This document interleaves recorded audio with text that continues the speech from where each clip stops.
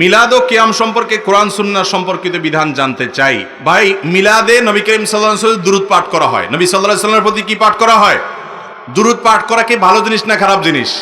খুব ভালো জিনিস, অনেক সওয়াবের কাজ, অনেক বড় আমল। অতএব মিলাদের মধ্যে যে দুরূদ পাঠ করে সেটা ভালো জিনিস, এটা করতে কোনো অসুবিধা।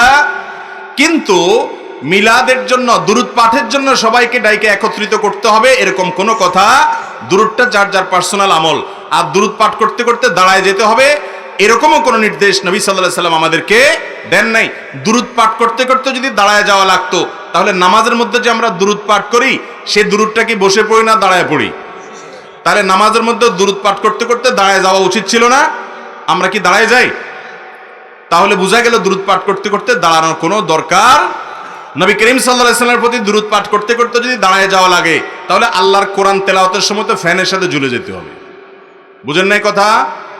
এগুলো আমাদের নিজেদের মন গড়া ভিত্তিহীন, কোরআন হাদিসের কোনো অস্তিত্ব নাই।